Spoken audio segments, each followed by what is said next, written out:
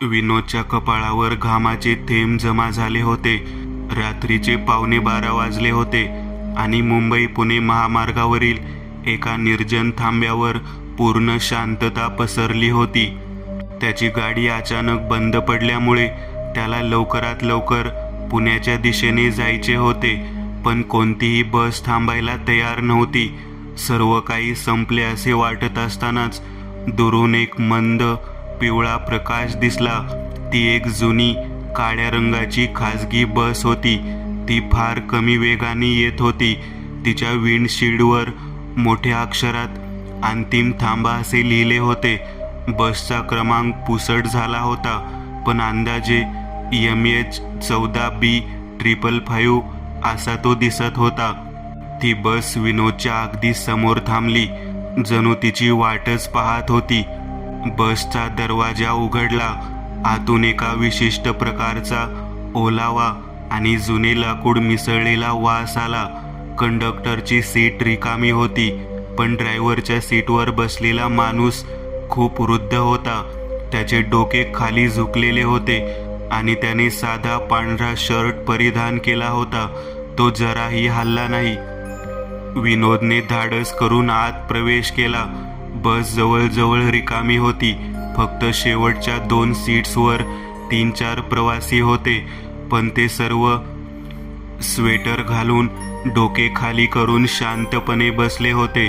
ते इतके शांत होते की विनोदला वाटले की ते कदाचित झोपलेले असावेत. त्याने ड्रायव्हरला विचारले, "पुण्याला किती भाडं?" ड्रायव्हरने काहीही न बोलता एक हात मागील सीटकडे दाखवला. विनोदने तिथे पाहिले. सीट क्रमांक 13च्या मागील बाजूस लाकडी पॅनलवर कोणीतरी सुकी फुलं आणि उदबत्तीची राख पसरवली होती. एक प्रकारची विधी केल्याची ती जागा होती. विनोदला धडकी भरली, पण त्याने स्वतःला समजावले की कोणीतरी अंधश्रद्धाळू प्रवासी असेल. त्याने 20 रुपयांची नोट ड्रायव्हर समोर ठेवली आणि सीट क्रमांक 11वर खिडकीजवळ बसला. बस सुरू झाली आणि तिचा आवाज कर्कश होता, जणू ती आतून गंजलेली होती. विनोदने खिडकीतून बाहेर पाहिले. बस आता महामार्गाचा भाग सोडून एका जुन्या झाडींनी वेढलेल्या रस्त्यावर आली होती. ड्रायव्हरने चुकीचा मार्ग घेतला आहे असे त्याला वाटले.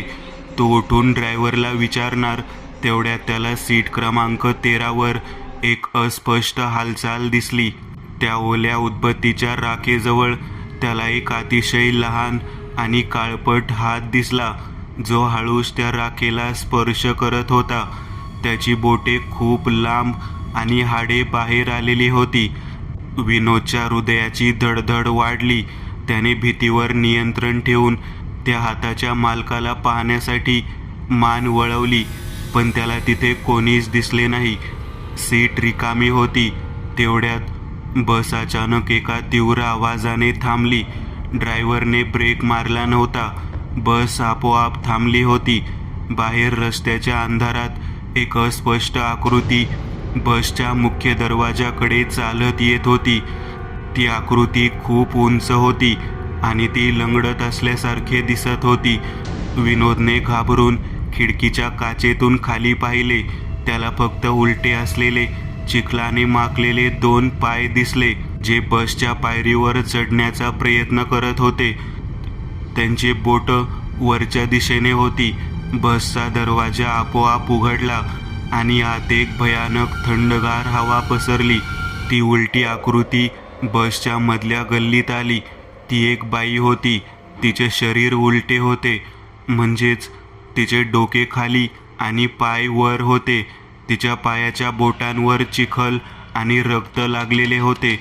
तिच्या गळ्याभोवती एक ओले फाटलेले कापड घट्ट बांधलेले होते आणि तिचे डोळे भयानकपणे बाहेर आले होते, जणू तिचा श्वास नुकताच थांबला असावा. ती बाई न चालता हवेत तरंगत असल्यासारखी, पण पायावर जोर देत ड्रायव्हरच्या दिशेने जाऊ लागली. बसच्या जुन्या सीटवर बसलेले शांत प्रवासी तिच्याकडे एकटक पाहत होते, पण त्यांच्या चेहऱ्यावर कसलाही भाव नव्हता. ते जागे होते, पण जिवंत असल्यासारखे वाटत नव्हते. विनोदच्या लक्षात आले की बसचा ड्रायव्हरही अजिबात हालत नव्हता. त्याचे डोके खाली झुकलेले होते आणि त्याचे हात स्टेअरिंग व्हीलवर मृतवत पडले होते. ही बस कोणी चालवत नव्हती, तर बस स्वतःहून धावत होती. ती उलटी बाई आता ड्रायव्हरच्या सीटजवळ पोहोचली. तिने आपला एक लांब बोट ड्रायव्हरच्या खांद्यावर ठेवला. त्याच क्षणी ड्रायव्हरच्या डोक्यातून एक गडद काळ्या रंगाची वाफ बाहेर पडली. जणू काही त्यांचे शरीर एका क्षणात रिकामे झाले आणि मग त्या बाईने आपले शरीर हळूच वळवले.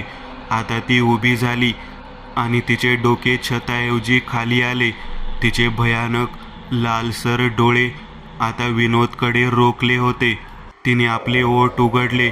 तिच्या तोंडातून पाण्याचे थेंब आणि शेवाळ गळत होते. ती अत्यंत कर्कश आवाजात किंचाळली, "सीट क्रमांक 13, माझा मुलगा कुठे आहे?" सीट क्रमांक 13च्या दिशेने तिने एक हात केला. त्याच क्षणी बसमधील सर्व शांत प्रवाशांनी आपले डोके हळूच वर केले आणि त्यांचे चेहरे समोर आले. त्यांचे डोळे पांढरे, काचेसारखे आणि निर्जीव होते. त्यांनी सर्वांनी मिळून एकाच वेळी हात पुढे करून विनोदला पकडण्याचा प्रयत्न केला. विनोदला आता पूर्णपणे खात्री झाली की हे सर्व प्रवासी किंवा ड्रायव्हर जिवंत नाहीत. तो एका मृतांच्या गाडीत बसला होता. त्याने आरडाओरड करत सीटवरून उडी मारली आणि बसच्या मागच्या खिडकीकडे धावला.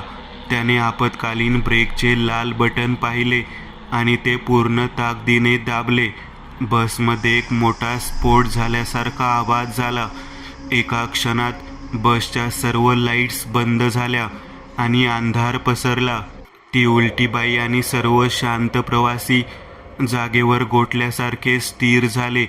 विनोदने त्या अंधारातच मागच्या खिडकीचा काच तोडला आणि स्वतःला बाहेर फेकले. तो महामार्गाच्या कडेला असलेल्या एका खोलदरीत गडगडत खाली गेला. विनोदला शुद्ध आली तेव्हा सकाळ झाली होती. तो एका दरीच्या तळाशी एका खडकावर पडलेला होता. त्याने वर महामार्गाच्या वळणावर पाहिले. तिथे ती जुनी जळलेली बस रस्त्याच्या कडेला उभी होती. तिचा क्रमांक MH14B555 होता. बसच्या मागचा भाग जळाला होता. विनोद वेदनेने कणत हळूच महामार्गाकडे चढला आणि त्या जळलेल्या बसजवळ थांबला. त्याने सीट क्रमांक 13 जवळ पाहिले. उदबत्तीची राख तिथे अजूनही होती आणि त्या राखेजवळ बसच्या जुन्या लाकडी फळीवर त्याला एक लहान, काळपट आणि लांब बोटांच्या हाताचा ठसा स्पष्टपणे दिसला. तो ठसा इतका नवीन आणि ओला होता की जणू कोणीतरी नुकताच तो तिथे उमटवला असावा. याच वेळी रस्त्याच्या कडेला एक वृद्ध टोलनाका कर्मचारी दुचाकीवरून आला. त्याने विनोदला जखमी अवस्थेत पाहिले आणि मदतीसाठी गाडी थांबवली. "या बसमधून साहेब, ही बस गेली 10 वर्षापासून इथे अशीच उभी आहे. जुन्या मालकांनी भंगारात टाकून दिली. रात्रीच्या वेळेस या बसजवळ कोणी जात नाही. लोक म्हणतात या बसने अनेक जीव घेतले आहेत." कर्मचारी म्हणाला. विनोद पूर्णपणे हादरून गेला. "मी तुम्हाला सत्य सांगतो," कर्मचारी म्हणाला. "या बसचा ड्रायव्हर, त्याचे नाव रघु होतं. त्याची बायको आणि मुलगा एका अपघातात मेली. तेव्हापासून जो कोणी रात्री या रस्त्यावरून जातो आणि मदतीसाठी थांबतो त्याला रघुचीही मृत फेरी दिसते. पण एक गोष्ट लक्षात ठेवा, जोपर्यंत तुम्ही सीट क्रमांक 13चा प्रवासी म्हणून बसत नाही तोपर्यंत तुम्ही सुरक्षित असता." विनोद ओरडला, "मी सीट क्रमांक 11वर बसलो होतो." कर्मचाऱ्याच्या चेहऱ्यावर एक भयानक आणि थंडगार हास्य आले. तो म्हणाला, "या जुन्या बसचा एक नियम आहे. जर सीट क्रमांक 13 रिकामी असेल तर नवीन प्रवासी येताच त्याची सीट आपोआप 13 बनते. तुम्ही काल रात्री सीट क्रमांक 11वर बसला असाल, पण तुमचे तिकीट सीट क्रमांक 13चे होते." कर्मचारीने आपली दुचाकी सुरू केली आणि विनोदला तिथेच सोडून निघून गेला. विनोद वेड्यासारखा बसकडे धावला. त्याने सीट क्रमांक 13च्या खाली पाहिले. फळीवर कोरलेली एक ओळ त्याला दिसली. सीट क्रमांक 13वर रघुचा मुलगा आपल्या आईची वाट पाहत आहे. विनोद महामार्गावरून धावू लागला. तो धावत होता, पण त्याला त्याच्या डाव्या पायाला एक अनोळखी ओलेपणा जाणवला. त्याने खाली पाहिले. त्याच्या बुटाच्या सोल्सवर ओल्या मातीचे आणि सुकलेल्या रक्ताचे लहान ठसे उमटले होते, जे सीट क्रमांक 13च्या खाली असलेल्या त्या लहान हाताच्या ठशांशी जुळणारे होते. विनोदने बसमधून उडी मारून स्वतःला वाचवले होते, पण त्याने नकळत सीट क्रमांक 13च्या लहान मुलाला आपल्यासोबत आणले होते. तो गूढ प्रवास संपला नव्हता. तो फक्त विनोदच्या शरीरात सुरू झाला होता. पुण्यातील मित्राच्या घरी काही दिवसात त्याच्या जखमा बऱ्या झाल्या, पण त्याच्या आतली भीती कमी झाली नाही. त्याला सतत थंडगार ओलावा आणि लहान मुलांचे मंद रडणे ऐकू येत राहिले. एक दिवस सकाळी आरशात पाहताना त्याला एक भयानक गोष्ट दिसली. त्याच्या उजव्या हाताच्या तळव्यावर एक काळपट अस्पष्ट ठसा उमटलेला होता. तो ठसा अगदी तसाच होता जसा त्याने बसच्या लाकडी फळीवर पाहिला होता. लांब बोटांच्या लहान मुलाच्या हाताचा ठसा. विनोद पूर्णपणे हादरून गेला. तो ठसा पुसला गेला नाही, उलट तो अधिक गडद झाला. त्याला समजले की त्याने त्या मुलाला शारीरिकरित्या सोबत आणले आहे. यानंतर त्याच्या आयुष्यात अनेक विचित्र गोष्टी घडू लागल्या. तो बोलताना अचानक त्याची बोलण्याची गती फारच हळू व्हायची, जणू तो जुनाट बसमधील ड्रायव्हर बोलत आहे. तो कितीही स्वच्छ जागेवर चालत असला तरी त्याच्या मागोमाग नेहमी ओल्या मातीचे लहान ठसे उमटायचे. एक रात्री भयानक स्वप्नातून जागा झाल्यावर त्याने पुन्हा आरसा पाहिला. त्याच्या तळहातावरील ठसा आता चमकू लागला होता. त्याच क्षणी त्याला घराच्या बाहेर जुनी जळलेली बस थांबल्याचा आवाज ऐकू आला. तो धावत खिडकीजवळ गेला. बाहेर धुरात MH14B555 ही बस उभी होती. बसचा दरवाजा उघडला आणि दरवाजात ती उलटी बाई उभी होती. तिने लालसर डोळे विनोदकडे रोखले होते. तिने किंकाळी मारली नाही, पण तिचा आवाज विनोदच्या डोक्यात घुसला. माझा मुलगा, आता तू त्याला घेऊन आला आहेस. आता तुलाच त्याच्या सीटवर बसून शेवटची फेरी पूर्ण करावी लागेल. विनोदने भीतीने थरथरत आपले दार उघडले आणि त्या बसच्या दिशेने चालू लागला. त्याला विरोध करायचा होता, पण त्याच्या तळहातावरील ठसा त्याला बसकडे खेचत होता. तो बसमध्ये चढला आणि थेट सीट क्रमांक 13वर बसला. बसचा दरवाजा बंद झाला. आतमध्ये शांतपणे बसलेल्या प्रवाशांनी आणि रिकाम्या ड्रायव्हरच्या सीटने त्याचे स्वागत केले. बसचा आवाज पुन्हा सुरू झाला आणि ती रात्रीच्या अंधारात दिसेनाशी झाली. आजही पुणे मुंबईच्या मार्गावरच्या जुन्या थांब्यावर लोक एक कथा सांगतात. रात्री सीट क्रमांक 13 रिकामी असलेली एक बस थांबते आणि तिच्यात एक नवीन प्रवासी चढतो. तो प्रवासी शांतपणे बसतो आणि त्या बसची ती अंतिम फेरी कधीच संपत नाही. अमावस्येची रात्र. पुढचा अनुभव. गाव होतं निर्मळवाडी, पण त्या रात्री ते नाव पूर्णपणे खोटं ठरलं होतं. आजची रात्र होती अमावस्या. काळी, भयान आणि आकाशात एकही ताऱ्याचा मागमूस नसलेली ही रात्र म्हणजे साक्षात काळोखाची चादर होती, जी निर्मळवाडीला गिळायला आली होती. संध्याकाळ झाली आणि गावाने आपापले दरवाजे आतून घट्ट बंद केले. वृद्ध लोक नेहमी सांगायचे, अमावस्येच्या रात्री वाईट शक्ती मोकळ्या फिरतात. घराबाहेर पाऊल ठेवायचे नाही. विजय एक विशीतला उत्साही तरुण या गोष्टींवर विश्वास ठेवणारा नव्हता. तो शहरातून सुट्ट्यांसाठी गावी आला होता आणि त्याला या अंधश्रद्धा मूर्खपणाच्या वाटत होत्या. काही आजी, इतकी भीती कशाला? आज तर पाऊसही नाही, शांत रात्र आहे. तो आजीच्या बंद दाराकडे पाहत म्हणाला. आजीचा आवाज घरातून थरथरत आला. विजय बाळा, तू अजून लहान आहेस. या रात्रीला फक्त शांतता नसते, तर एक अनामिक भीती लपलेली असते. शांत रहा आणि झोप. विजयने खांदे ओढवले आणि आपल्या खोलीत गेला. त्याला रात्रभर जागून पुस्तके वाचायची सवय होती. त्याने खिडकीतून बाहेर डोकावले. काळा कुट्टा अंधार, जणू काही डोळ्यांसमोर फक्त एक पोकळी होती. रात्रीचे 12 वाजले. संपूर्ण निर्मळवाडी शांत झाली. फक्त दूर कुठेतरी कुत्र्याच्या रडण्याचा आवाज येत होता, जो नेहमीच्या भुंकण्यापेक्षा जास्त केविलवाणा होता. अचानक विजयला घराबाहेर एक विचित्र आवाज आला, घसरत जाण्याचा, ओढण्याचा. त्याला वाटली मांजर असेल म्हणून त्याने दुर्लक्ष केले. पण थोड्याच वेळात तो आवाज पुन्हा आला आणि यावेळी तो घराच्या अधिक जवळून येत होता. चप्पल घासल्यासारखा, पण चपलेपेक्षा जड. हा काय आवाज आहे? विजयच्या मनात शंकेची पाल चुकचुकली. त्याने हळूच खिडकी उघडली आणि बाहेर पाहिले. अंधार इतका दाट होता की त्याला काहीच दिसले नाही. त्याने खिडकीतून डोके बाहेर काढले आणि कान टवकारले. तो आवाज आता त्याच्या खिडकीच्या बरोबर खाली होता. तो आवाज असा होता जणू काही कोणीतरी अपंग व्यक्ती एका पायाने फरशीवर ओढत चालली आहे. विजयच्या काळजात धस झाले. त्याने मनाशी ठरवले, एकदा बघूच काय आहे ते. त्याने हळूच दरवाजा उघडला आणि दाराच्या फटीतून बाहेर पाहिले. पूर्ण घरात सामसूम होती. आजी आजोबा गाढ झोपले असावेत. तो अतिशय जपून पाय न वाजवता मुख्य दाराकडे गेला.